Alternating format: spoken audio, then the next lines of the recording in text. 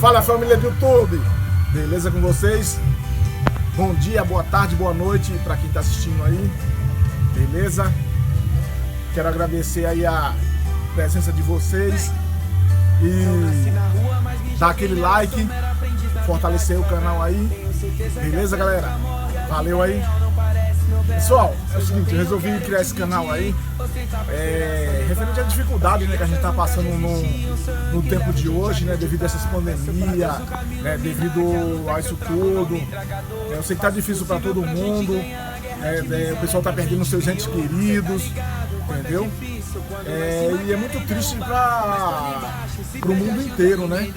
Não é só para mim, mas eu acho que para todo mundo. Entendeu? Eu já perdi também. Entendeu? E quero ressaltar assim que se Deus é Deus na nossa vida, a gente tem que correr atrás, a gente não pode parar, entendeu?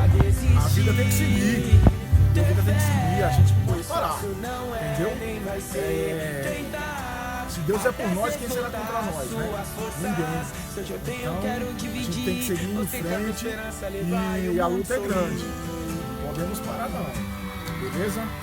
Eu quero dizer aí que você que não é inscrito aí no meu canal, se inscreva, dá aquele joinha, fortalecer, segue nós lá no Instagram, no Facebook, beleza, galera? Valeu aí, que Deus abençoe a vida de vocês, tá? Que possa estar abençoando a família de vocês, a vida, que esteja prosperando cada vez mais, tá? E nós viemos aí, vamos ter mais novos vídeos, tá? Vamos estar gravando aí a nossa construção lá na chácara, tá? No nosso sítio. E quero dizer pra vocês que não foi fácil, tá? Não é fácil, tá? Não é fácil, não foi e não é, tá? Não é fácil pra ninguém. A luta é grande, o suor é intenso, tá? E a gente estamos correndo, galera. Estamos correndo aí. E é assim, temos que correr, tá? A gente tem que matar um leão por dia. A gente não pode parar, tá bom? Só quero agradecer a presença de vocês aí.